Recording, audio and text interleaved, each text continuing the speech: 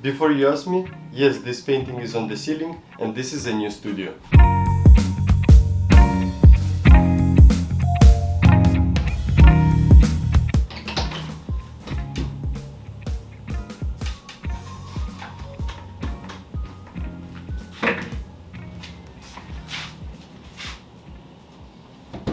Welcome back to my studio.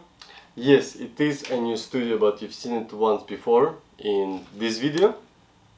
But today we're not talking about my studio, we're talking about this painting which sits behind me. It's called Abstract Series number 2.2. I painted it about a year ago, but today I'm gonna talk about it properly.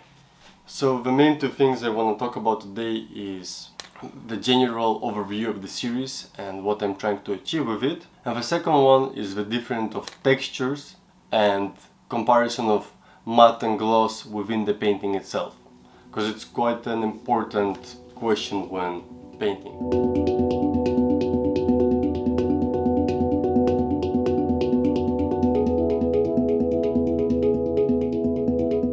So first of all, this series is based around the idea of the pure aesthetic of beauty and the pure aesthetic of form.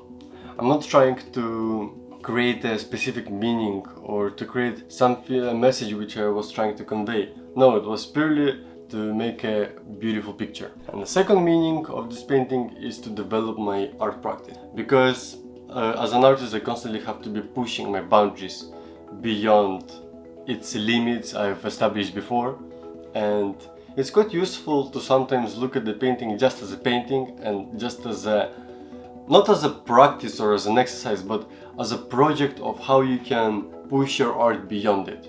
For example, if you're figurative, how can you work on the textures, or how can you change the form or stuff like that.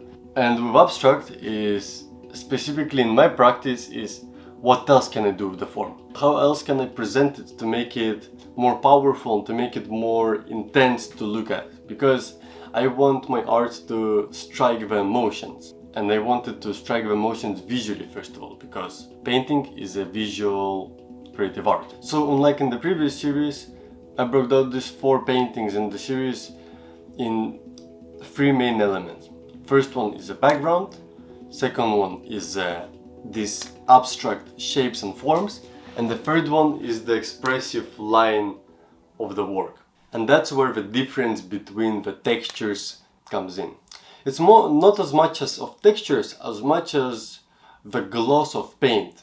When I'm making a painting, I'm not only looking at it as a visual image, but in a way I imagine it as a song, because when you look at the song, it develops and it carries you through its length, because it's time-based medium.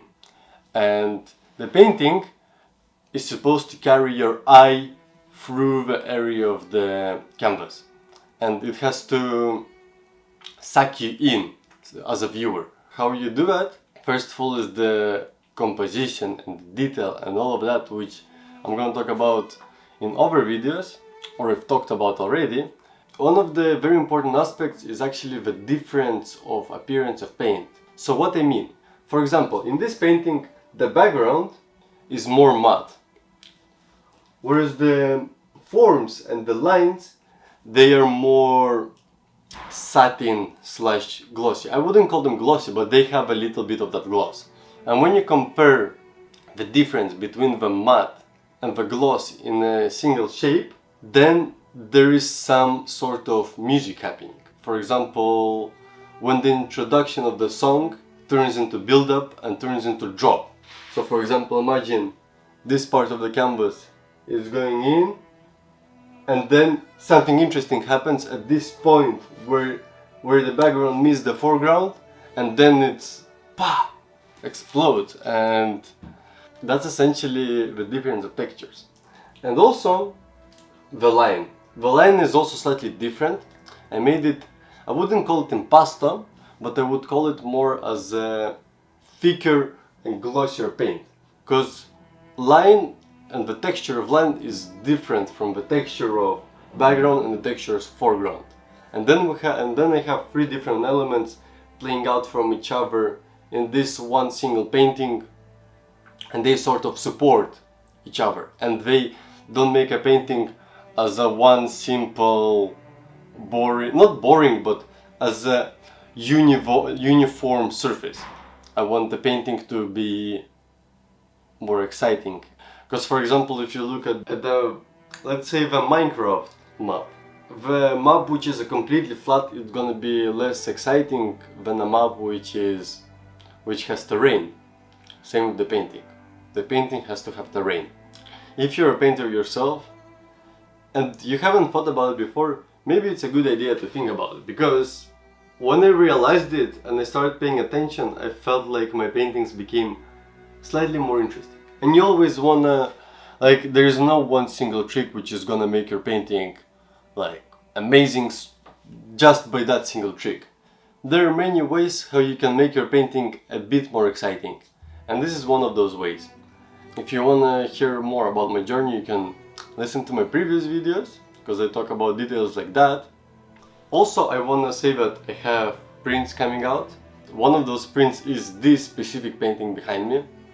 It's a series of 4 prints based around based around the idea of Abstract Series number 2, and it features all 4 paintings in there. They made on a high quality 300 GSM print paper. I've seen it before, I touched it before, it looks like a good paper, and it's gonna help you decorate your house, and it will also help you to help me. If you're interested, please contact me on my email or my Instagram, and we can arrange the purchase. That's it for today. I hope you enjoyed today's video. I hope you took in this thing about difference of textures, because it's very important. And I don't hear a lot of people talking about it, but as I mentioned before, I noticed the difference in my practice. So I hope that you have a good time painting, and I will see you very soon. Goodbye.